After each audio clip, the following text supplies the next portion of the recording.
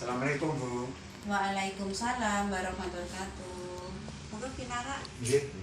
ada apa Pak Supri? Ini Bu, saya mau mengadakan wawancara terhadap kepala sekolah. Ada waktu tak? Ada, insya Allah sekarang ada. Mau wawancara tentang apa? Nggih, gini Bu. Tentunya sebagai kepala sekolah di SD Negeri Nambangsi itu sudah berapa lama ya? Saya di sini sudah 1 tahun lebih. Baru 1 tahun 1 bulan. Satu tahun 1 bulan. Ya. Sekitar 13 bulan. Iya, 12 bulan. Tentunya di penjenengan selama menjadi kepala sekolah di SD Negeri Nambangsi tentunya kan mempunyai banyak masalah ya. Tentunya di sini kan yang namanya sekolah itu semua pasti banyak ada masalah ya. Tentunya di antara masalah-masalah tersebut kira-kira apa ya Bu? Bisa Ibu ceritakan tentang masalah di SD Negeri Nambangsi?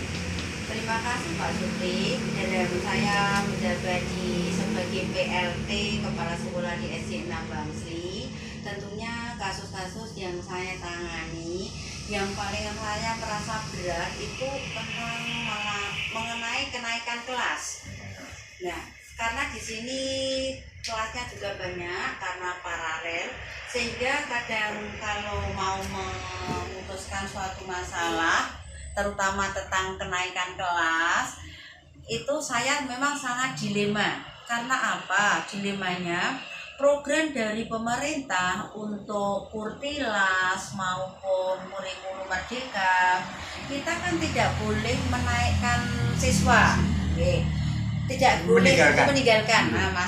Maaf Pak, tidak boleh meninggalkan siswa. Jadi semua anak harus naik semua. Tetapi kalau saya pribadi melihat keadaan dari sekolah kami, sekolah terutama SD Nambangsi, kalau ada anak yang memang sangat-sangat kurang, contohnya misalnya kelas 1, dia itu belum bisa membaca, huruf sendiri itu kurang lancar, kalau mau dinaikkan juga kita pikir-pikir, tapi kalau kita tidak menaikkan, artinya sekolah juga kena, karena tidak bisa, persenannya tidak bisa 100%.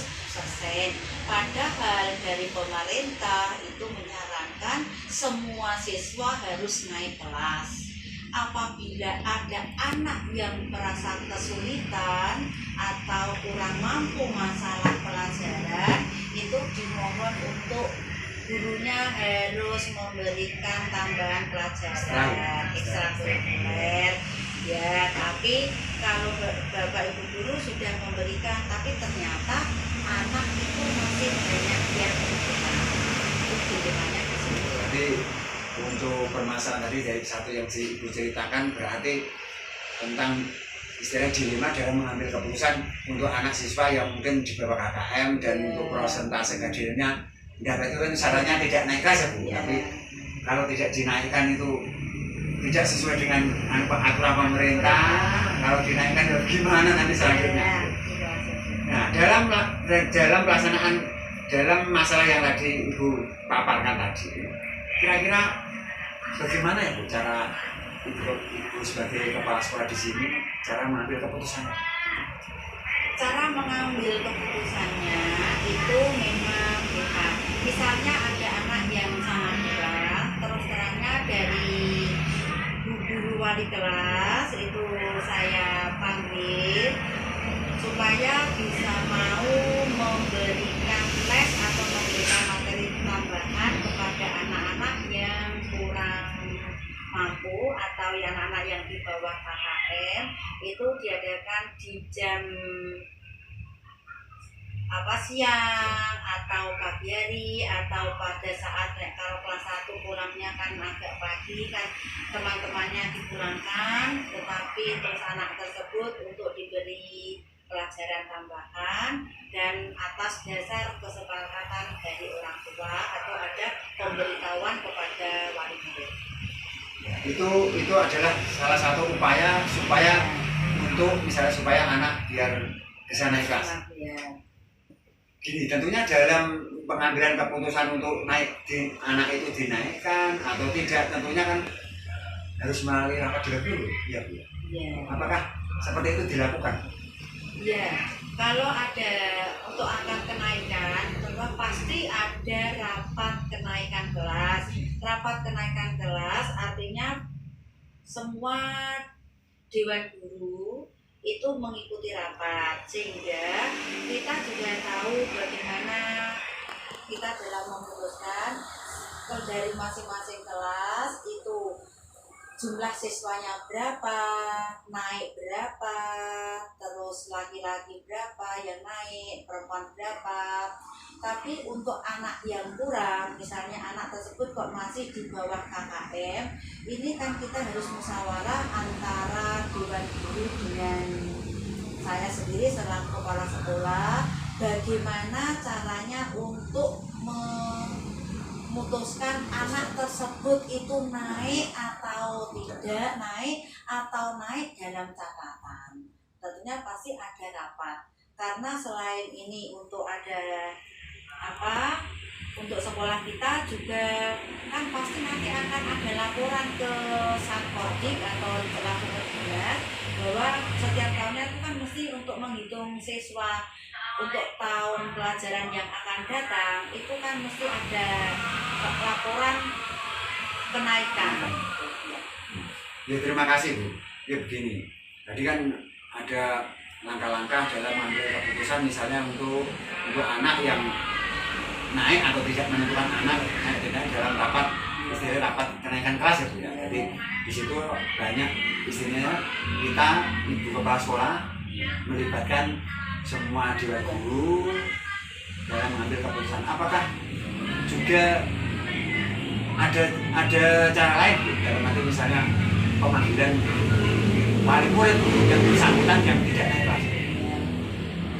Setelah kita melaksanakan rapat bersama dewan guru, yaitu rapat kenaikan kelas, kalau pada waktu itu memang ada catatan anak-anak yang dari guru kelasnya itu menyatakan kalau ini sebaiknya tidak naik, ya, dari dewan guru kan mestinya punya catatan ya Pak, anak yang itu ranking 1, ranking 2, terus anak yang sekira-kira tidak dinaikkan, itu kita memang begini Pak, untuk saya selaku kepala sekolah harus memutuskan begini, menyarankan kepada ibu gurunya, ibu wali kelasnya, kalau bisa dengan cara apapun anak tersebut yang menjadi catatan tidak naik, sebaiknya itu dinaikkan dengan catatan. Artinya dengan catatan itu, pertama dengan catatan itu kita memanggil wali murid. Wali murid dipanggil dan diberi ini pengertian, anak ibu ini sebetulnya tidak naik, tetapi dengan terpaksa kita itu karena dengan aturan pemerintah kita harus menaikkan semua, tidak ada yang tertinggal. Ini dengan catatan mohon tolong wali murid diberikan arahan supaya anak tersebut tidak hanya menerima pelajaran di sekolah, mohon tolong agar dari Bapak Ibu wali murid itu ikut memperhatikan anaknya, terutama dalam belajar di rumah, karena kegiatan yang paling panjang itu di rumah. Kalau Bapak Ibunya itu tidak mampu untuk maksudnya itu memberikan tambahan belajar, bisa dimasukkan, dileskan, boleh misalnya dari guru wali kelasnya itu juga siap mengelesi atau bisa dileskan keluar, karena di sini kita kan sekolah di kota, banyak tempat-tempat les yang dibuka di masyarakat. Oke, terima kasih Bu. Jadi kira-kira tentunya siapa saja ya Bu yang membantu tentunya ibu dalam mengambil sebuah keputusan tadi kan, tentunya ada siapa saja yang membantu untuk mengambil keputusan tersebut. Terima kasih. Kalau di SD 6 Bangsi ini kan di SD sini banyak guru-guru yang senior, juga banyak ada guru yang sudah menjadi guru penggerak, terus Pak Supri sendiri yang sudah calon guru penggerak, juga ada guru yang lebih tua, lebih senior. Kita masih bermusyawarah kepada guru-guru yang saya anggap di sini sebagai guru senior, itu kita ajak bermusyawarah. Meskipun di sini itu banyak kan tidak semua diajak musyawarah dalam memutuskan suatu masalah. Kita pertama bermusyawarah pertama guru yang senior, guru yang sudah guru penggerak, banyak pengetahuannya, banyak pengalaman, sehingga sebaiknya dalam memutuskan ini kita bermusyawarah dulu dengan guru-guru senior. Nanti setelah bagaimana keputusan dengan guru senior, kita utarakan dengan semua guru yang ada di sini. Terima kasih Bu. Ini yang terakhir ya. Dari semua yang kita bicarakan tadi, yang saya wawancarakan, tentunya di sini dalam pengambilan keputusan baik secara dilema etika, yang dapat ditarik kesimpulan dari wawancara tadi apa Bu? Yang dapat menarik kesimpulan dalam pengambilan keputusan? Dalam mengambil keputusan kita itu tidak, insya Allah di SD Nambani tidak ada dilema. Karena apa? Segala sesuatu kalau kita mempunyai ada masalah, kita pasti akan dimusyawarahkan secara bersama. Yang dimulai dari guru senior lebih dulu, kemudian kalau sudah dimusyawarahkan dengan guru senior, kita musyawarahkan melalui rapat dari semua dewan guru, sehingga semua keputusan itu bisa berjalan lancar. Karena apa? Sudah dimusyawarahkan dengan semuanya.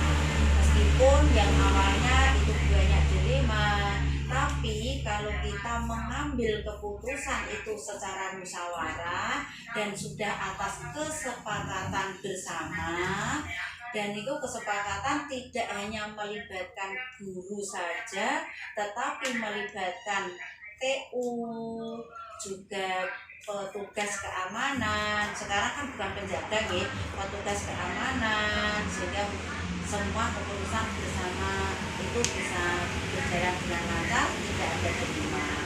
Mengapa kok masalah ini kok sampai dengan petugas keamanan? Karena apa? Contohnya tadi, anak-anak yang perlu tambahan ekstrakurikuler, mungkin dia siang hari, kan kita tidak sebagai guru kan tidak petugas membuka pintu, maka si petugas keamanan harus tahu, oh hari ini ada les, otomatis kalau kita sudah terjadwal, kita kan tahu, oh ini ada les, tentunya pintunya dibukakan.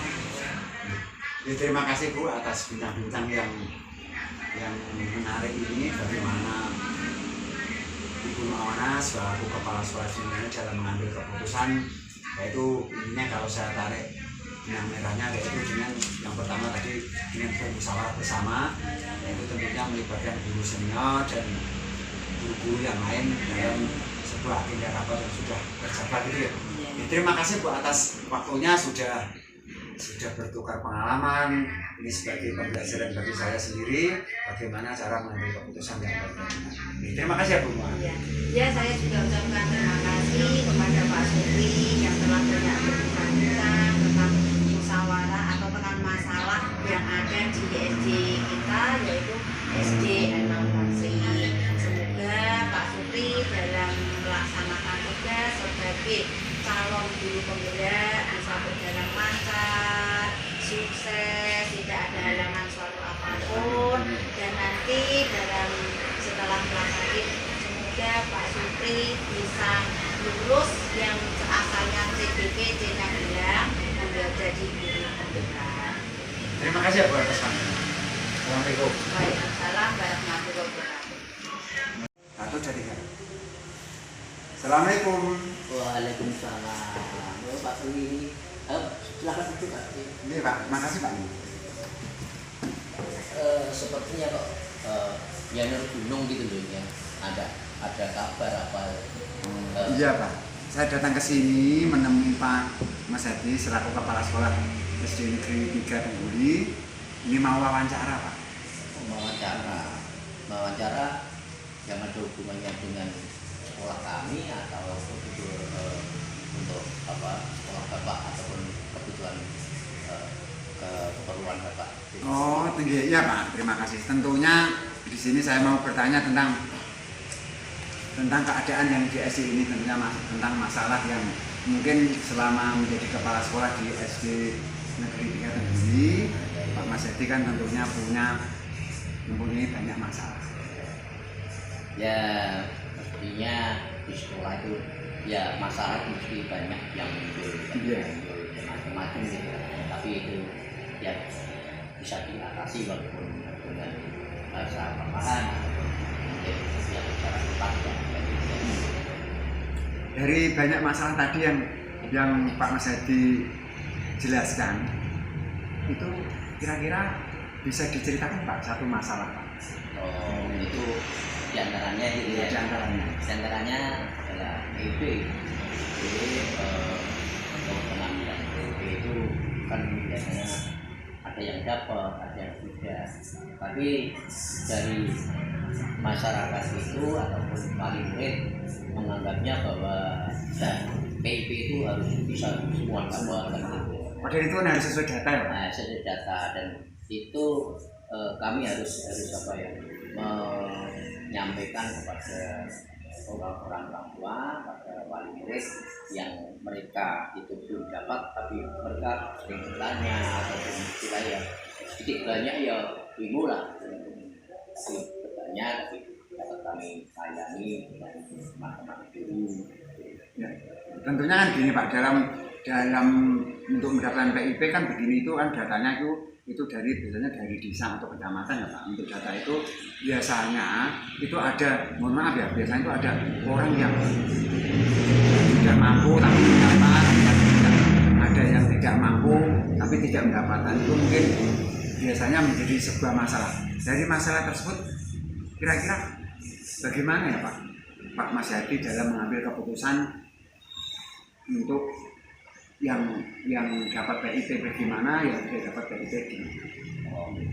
Itu memang sering terjadi pencairan dana PIP itu kadang-kala itu anak yang memang mampu itu dapat, tapi dari kurang mampu malah ada dapat. Itu sering terjadi, dan itu kami pun tidak bisa mengambil keputusan sendiri. Kalau menurut keputusan sendiri kan berarti kita melanggar hukum, ada apa yang ada di situ. Berarti kan ya tetap kita laksanakan, berikan kepada mereka, berikan yang mampu pun kita berikan atas nama anak itu sendiri. Dan bagi mungkin yang tidak mampu tapi tidak dapat mungkin tanya dan seterusnya, maka kita hadirkan sekalian beberapa wali murid, kita hadirkan ke sekolah, kemudian kita beri pencerahan mengenai PIP itu sehingga mereka bisa mengetahui hal yang sebenarnya. Tentunya dalam tadi kan Pak Mas Hedi menunjukkan bahwa untuk pengambilan itu kan dikumpulkan wali murid. Apa sebelum mengumpulkan wali murid, apakah itu dimusyawarahkan dengan dewan guru? Ya jelas kita wali kelas atau gurunya kami ajak bersama. Setelah itu kalau ada orang seperti itu kan kita harus menunjuk memberikan pencerahan. Jadi mungkin dari kepala sekolah itu memberikan informasi, mungkin kalau di kelas pas bertemu atau penerimaan atau bisa juga memberikan informasi seperti itu sehingga mereka bisa jelas mengenai. Ya, terima kasih Pak. Ya, ada lagi Pak, pertanyaan lagi.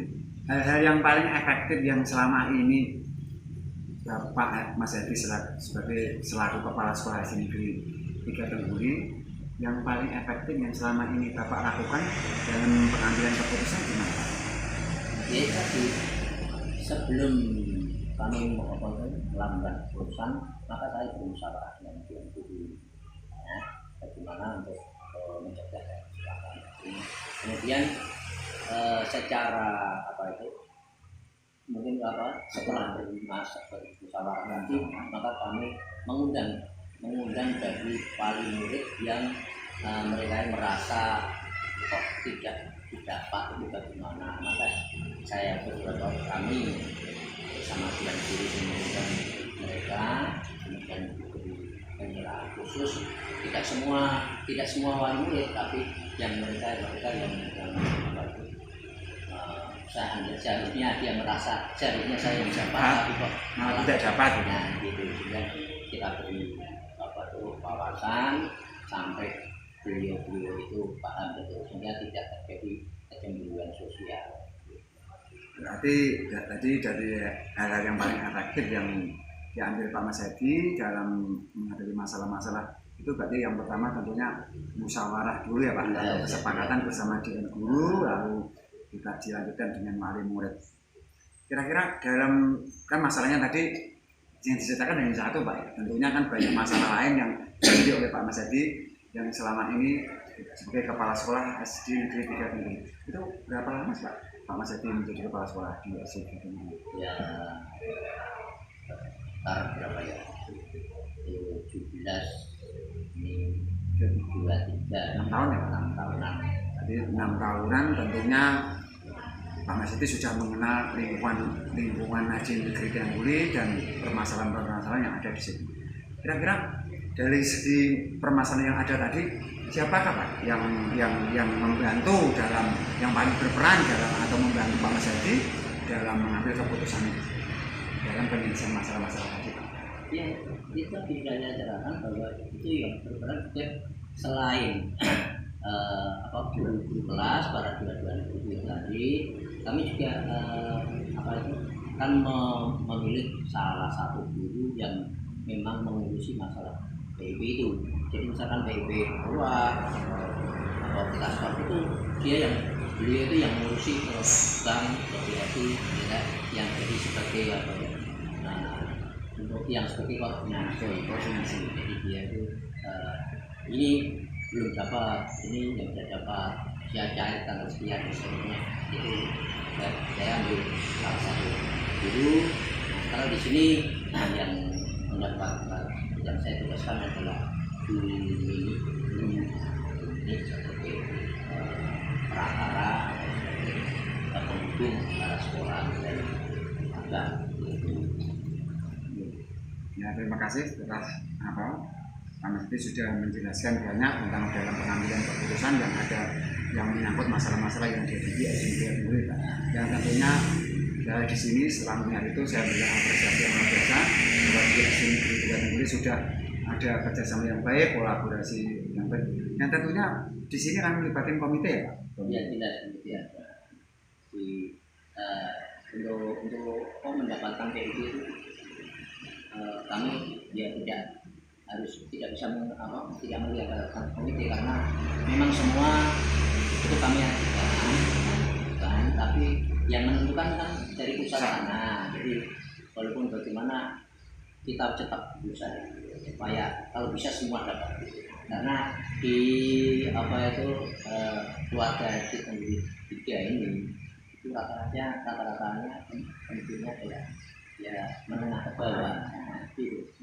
Ada kepedesaan ya Pak? Karena pedesaan, sehingga saya usahakan kalau bisa semua dapat. Tapi ya tidak bisa semua, tapi alhamdulillah ya 80% lah, 80% dapat. Terima kasih Pak telah waktunya telah memberikan ya istilahnya bertukar pengalaman atau solusi dalam menyaksikan masalah-masalah yang berkaitan dengan siswa, wali murid di SD Negeri 3 Tenggiri. Ya, sekali lagi saya ucapkan terima kasih Pak atas waktunya dan mengganggu Bapak mungkin. Ya. Selama saya bisa siap. Ya, terima kasih Pak. Ini adalah sebuah pembelajaran yang baik bagi saya sendiri. Mungkin bagaimana dalam mengambil keputusan tentang masalah-masalah yang dihadapi. Ya, terima kasih ya Pak. Assalamualaikum warahmatullahi wabarakatuh. Waalaikumsalam. Saya pamit dulu ya Pak. Hati-hati Mas ya.